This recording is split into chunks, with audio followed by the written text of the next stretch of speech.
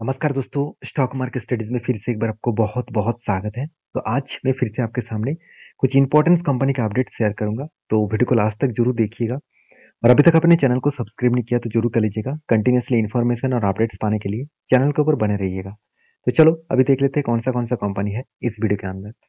First जो company है उसका नाम है लक्ष्मी ऑर्गेनिक इंडस्ट्रीज़ लिमिटेड। देखिए लक्ष्मी ऑर्गेनिक इंडस्ट्रीज़ लिमिटेड इस कंपनी के नाम सुनकर ही आपको मन में एक फीलिंग्स आएगा कि लक्ष्मी नाम है तो कंपनी लक्ष्मी जैसा होगा। तो कितना लक्ष्मी है तो वो अभी आपको पता चलेगा। तो उससे पहले इस कंपनी का कुछ इन्फॉर्मेशन देख लेते हैं। तो सबसे पहले देखिए कंपनी का मार्केट कैप जो 7,400 करोड़ के आसपास है, मतलब एक स्मॉल कैप टाइप कंपनी है। और कंपनी का आरओसी आरओई एक एवरेज लेवल के आसपास है, मतलब एवरेज लेवल का भी नीचे है। और कंपनी के इंडस्ट्रीज पी रेशियो 32 के आसपास देखने को मिला। इसका मतलब जो फिगर आउट देखना चाहिए था उससे कंपनी का फिगर आउट थोड़ा सा वीकनेस देखने को मिला है, क्योंकि कंपनी खुद का पी रेशियो 73 है। अगर यही पी रेशियो को मैं प्रीवियस पी रेशियो से कंपेयर करूँ तो इसका एवरेज पी रेशियो 5 साल में 45 के आसपास देखने को मिला। तो कहने का मतलब है कि कंपनी का खुद का जो करंट पी रेशियो है और एवरेज पी रेशियो है, दोनों का अंतर में देखा जाए तो कंपनी ओवर वैल्यूड है। मतलब कंपनी ओवर वैल्यूड के हिसाब से देखने को मिला। अभी आप देखेंगे तो कंपनीज के जो मतलब लक्ष्मी ऑर्गेनिक के जो चार्ट पैटर्न अभी बन रहा है, तो उसको दिखाने से पहले कंपनी का कुछ इन्फॉर्मेशन जरूर देख लीजिए। जैसे सेल्स के मामले में कंपनी पिछली बार जो सेल्स किया था इस बार भी सेम टू सेम सेल्स हुआ। एक्सपेंस को भी कंपनी कंट्रोल में रखे और उस हिसाब से कंपनी का प्रॉफिटेबिलिटी 9 करोड़ से बढ़ के हो चुके 11 करोड़। तो पिछले सालों की तुलना से कंपनी ने ईयर ऑफ ईयर बेसिस को यहाँ पे बीट कर पाया, मतलब एस्टीमेट को बीट कर पाए। मगर ध्यान दीजिएगा, कंपनी क्वार्टर बेसिस को उसका जो एस्टीमेट था वो एस्टीमेट को बीट नहीं कर पाया। तो यहाँ पे कंपनी के ऊपर एक गड़बड़ी देखने को मिला। अभी कंपनी के अंदर कुछ खराबी नहीं है, कंपनी की जो पूरा सेक्टर है उस सेक्टर में स्लो डाउन है, जिसके चलते कंपनी के ऊपर भी एक स्लो डाउन देखने को मिला। तो मेरे कहने का मतलब है, आप इस कंपनी के ऊपर निवेश करके रखे हैं तो एक बात को ध्यान रखिएगा, इस कंपनी के ऊपर आपको जो सिचुएशन अभी कंपनी बनता हुआ देखने को मिले है वो सिर्फ कंपनी के अंदर की कोई प्रॉब्लम्स नहीं है। फिर भी देखिए छोटा कंपनी है, रिस्क तो होगा ही। फिर भी टोटली सेक्टर में अभी स्लो डाउन है। अगर किसी भी केमिकल सेक्टर को उठा कर देख लेना, सबसे बड़े केमिकल कंपनी कौन है? पीडिलाइट। उसके बाद रिलायंस भी एक केमिकल्स कंपनी है, साथ ही साथ एसआरएफ भी एक केमिकल्स कंपनी है। ये सारे कंपनीज का सेल्स का डेटा देखेंगे तो सेल्स में कमियां देखने को मिलेगा। हाँ, रिलायंस में कमियां देखने को नहीं मिलेगा क्योंकि कंपनी अभी भी उसका जो केमिकल का बिजनेस है उसको डीमर्ज नहीं किया, रिलायंस ग्रुप के अंदर ही देखने को मिलेगा। तो कंपनीज की जो बैलेंस शीट है वहाँ पे आप देखेंगे तो कंपनी का रिजर्व के साथ साथ एक्सपेंस जो था, सॉरी रिजर्व जो है वो बढ़ चुके हैं। अभी बोरिंग्स जो है वो बीच में ज़्यादा हो गया था, 400 करोड़ के आसपास, वो घट के हो चुके 168 करोड़ के आसपास। इसका मतलब बोरिंग्स बहुत हद तक कंपनी कम किए और कंपनी का CWIP में खुद के बिजनेस के ऊपर करीबन 350 करोड़ के आसपास पैसा लगा चुके हैं। तो जब भी देखिए मार्केट स्लो डाउन में है, मतलब कंपनी का सेक्टर स्लो डाउन में है, उस टाइम कोई भी कंपनी अगर खुद के बिजनेस के ऊपर पैसा बढ़ा रहा है, मतलब बिजनेस के ऊपर इन्वेस्टमेंट बढ़ा रहा है और प्रोसेसिंग के ऊपर पैसा लगा रहा है, तो कुछ ना कुछ ग्रोथ होने का चांसेस फ्यूचर में दिखेगा। तो कहने का मतलब है कि कंपनी के ऊपर जो इन्वेस्टर है उसमें से एफआईएस के पास जो होल्डिंग था उन्होंने तो बेच दिया, डीएस के पास जो होल्डिंग था वो भी बेच दिए। तो अभी पड़े हुए हैं पब्लिक और प्रोमोटर। तो जिस कंपनी के ऊपर पब्लिक और प्रोमोटर के होल्डिंग ज़्यादा है, तो एक बात को आपको याद रखना है, उस कंपनी के ऊपर आपको जल्दबाजी नहीं करना है कि चलो कल ही बाई कर लूँ, आज ही सेल कर दो, ऐसे मत करिएगा। वहाँ पे आपको थोड़ा सा दिक्कत आ सकते हैं क्योंकि कंपनी बहुत छोटा है, उस बेसिस में आपको कंपनीज के ऊपर काम करना है। तो रही बात कंपनी के लास्ट कुछ फ्यू डेज का डिलीवरी का परसेंटेज दिखा दूँ, तब देखेंगे तो कंपनी के ऊपर 40 to 45% के आसपास डिलीवरी परसेंटेज देखने को मिले। अभी लक्ष्मी ऑर्गेनिक के चार्ट पैटर्न्स के बारे में बात करूँ तो शोल्डर कम हेड बना था, उसके बाद शोल्डर के मैं इंतजार कर रहा हूँ।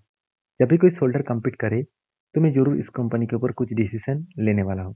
तो फिलहाल के लिए जो अभी जो रेंज है, इसी रेंज के ऊपर कंपनी ट्रेड कर रहा है और एक स्ट्रांगली रेजिस्टेंस कंपनी फेस कर चुके हैं।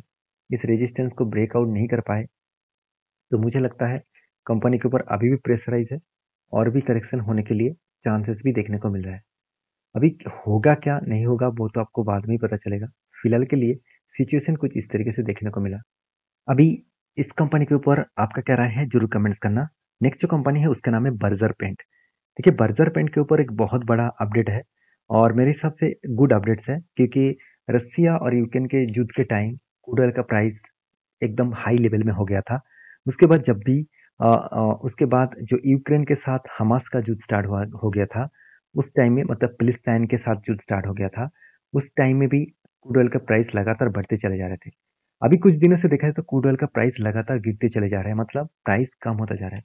तो पेन इंडस्ट्रीज में सबसे इंपॉर्टेंट पॉइंट क्या है कि क्रूड ऑयल का अगर प्राइस कम हो तो इस पेंट इंडस्ट्रीज का ग्रोथ बहुत तेजी से होने वाला है। क्योंकि देखिए अगर रॉ मटेरियल्स ही ज़्यादा प्राइस में हो तो रॉ मटेरियल्स खरीदने के लिए कंपनी का जो पैसा देना पड़ेगा, जब वो खुद का प्रोडक्ट बनाकर बेचेंगे तब प्राइस भी ज़्यादा करना पड़ेगा। यही चलते हैं कंपनी के ऊपर सेल्स डाउन हो गया था। मान के चलिए आज एक प्रोडक्ट का कीमत 100 में है। अगर आपको बोला गया कि कल ही आपको अब इस प्रोडक्ट को खरीदने के लिए जाएंगे कि आपको 120 रुपया देना पड़ेगा, तो आप कहेंगे सर एक दिन में 120 हो गया, एक दिन में 20 रुपया बढ़ गया। तो आप तो खरीदारी करने के लिए थोड़ा सा इंतजार करके सोच कर खरीदारी करेंगे। तो यहाँ पे थोड़ा सा नेगेटिव पॉइंट देखने को मिलेगा। तो मुझे लगता है 100 रुपीज से 120 रुपीज, ये जो मतलब सिचुएशन है, ये जो सिचुएशन है, इस सिचुएशन के हिसाब से देखा जाए तो बर्जर पेंट के ऊपर भी उसी तरीके से सिचुएशन देखने को मिला। जितना क्रूड ऑयल का प्राइस गिरेगा उतना ही पेंट सेक्टर का ग्रोथ होने का चांसेस दिखेगा। तो इसीलिए शायद लास्ट कुछ डेज में कंपनी के ऊपर कुछ मोमेंटम बैक देखने को मिला। अभी मैं आपको दिखाऊंगा, उससे पहले आपको कंपनी के फाइनेंशियल डिटेल्स के बारे में चर्चा करूंगा। अभी देखिए कंपनी का जो डेप्थ है वो ना के बराबर है। कंपनी का एनुअल इनकम भी है। कंपनी के पास जो आरओसी आरओई है दोनों बेस्ट है। प्रोमोटर के पास होल्डिंग्स भी बेस्ट है। हाथ में कैश भी शानदार है और अर्निंग पर से थोड़ा सा वीकनेस में है। अभी सबसे बड़ा चर्चा मैं आपके साथ करूं इस कंपनी के बारे में, उसको आपको जरूर देखना चाहिए। वो पॉइंट्स क्या है? अभी देखिए कंपनी का जो क्वार्टरली रिजल्ट है वहाँ पे आपको एक चीज़ देखने को मिलेगा कि कंपनी की जो सेल्स है, सेल्स में आपको उतना ज़्यादा इफेक्ट नहीं दिखेगा, उतना ज़्यादा कम होता नहीं दिखेगा। कंपनी सेल्स को कंटिन्यू मेंटेन कर रहा है, 2600 करोड़ से 2700 करोड़ तक पहुंचा। मगर पिछले क्वार्टर्स में जो सेल्स था उससे कंपनी का सेल्स कम हुआ। एक्सपेंस को भी कंपनी कंट्रोल में रखे, उस हिसाब से कंपनी का जो नेट प्रॉफिट है वो भी देखेंगे तो 220 करोड़ से 290 करोड़ तक कंपनी का नेट प्रॉफिट देखने को मिला। इसका मतलब कंपनी की जो प्रॉफिटेबिलिटी है वो धीरे धीरे करके बढ़ता हुआ देखने को मिले। अभी एक चीज और भी नोटिस करना कि कंपनी का प्रॉफिटेबिलिटी कम कब हुआ, जब क्रूड ऑयल का प्राइस बढ़ा। तो रसिया और यूक्रेन के बीच जब जूझ स्टार्ट हुआ था तब भी क्रूड ऑयल का प्राइस बढ़ा था, तभी कंपनी का प्रॉफिट मार्जिन कम हुआ। और जब आप देखेंगे तो यहाँ पे भी देखिए किस तरीके से प्रॉफिटेबिलिटी कम हुआ, क्योंकि रसिया और यूक्रेन के बीच के बाद अभी देखा जाए तो हमास के साथ जो इसराइल का युद्ध स्टार्ट हुआ उसमें भी कंपनी के ऊपर क्रूड ऑयल का प्राइस बढ़ता हुआ दिखे, तो जिसके चलते कंपनी का प्रॉफिटेबिलिटी कम हुआ। तो क्या इस कंपनी के ऊपर इस सारे कारण की वजह से कंपनी से बाहर होना चाहिए? बिल्कुल नहीं। कंपनी की जो परफॉर्मेंस है उसको देखते हुए मैं जरूर कहूंगा इन्वेस्टर इस कंपनी के ऊपर कंटिन्यू होल्ड कर रहा है और इस कंपनी आपको अच्छा खासा रिटर्न भी दिया। कितना रिटर्न दिया चलो मैं आपको यहाँ पे दिखा देता हूँ और भी आपको क्लियर हो जाएगा। ध्यान से देखना इस चीज को, तभी आपको पता चलेगा कि कंपनी आपको एज ए लॉन्ग टर्म के लिए किस तरीके से रिटर्न जनरेट करके दिया। अभी देखेंगे तो एक 3 मंथ में कंपनी लॉसेस दिया, मान लेता हूँ लॉसेस दिया। 6 मंथ में क्या हुआ? 6 मंथ में कंपनी 9.9% के आसपास प्रॉफिट देखने को मिला। एक साल में क्या हुआ? एक साल में 12% के आसपास प्रॉफिट दिखा। 3 साल में क्या हुआ? 3 साल में प्रॉफिट जो है वो कम है और 10 साल में कंपनी का प्रॉफिट जो है वो 750% के आसपास देखने को मिला। इसका मतलब कंपनी के ऊपर प्रॉफिटेबिलिटी, उसके साथ साथ कंपनी का जो परसेंटेज ऑफ रिटर्न, सब कुछ आपको बेस्ट देखने को मिला। तो कहने का मतलब है कि कंपनीज के ऊपर एक चीज के जरूर कहूंगा मैं, कंपनीज के ऊपर एक बात मैं जरूर कहूंगा कि कंपनी के अपकमिंग टाइम्स में और लॉन्ग जर्नी के लिए इस कंपनी आपको बेस्ट अपॉर्चुनिटी दे सकते हैं। शायद इसीलिए कंपनी का जो चार्ट पैटर्न बना, अगर आप देखेंगे तो बर्जर पेंट में एक कफ विद हैंडल पैटर्न बना, कब बना, उसके बाद यहाँ पे कंटिन्यू हैंडल पैटर्न क्रिएट हुआ, फाइनली उसका ब्रेकआउट भी हुए, ब्रेकआउट कंफर्मेशन भी हुआ और देखिए टारगेट तक तो चला गया था, उसके बाद रिवर्सल भी कर दिया। इस रिवर्सल करने के पीछे एक ही कारण है, जब युद्ध स्टार्ट हो गया और क्रूड ऑयल का प्राइस बढ़ गया तो मार्केट में बिग क्रैश देखने को मिला।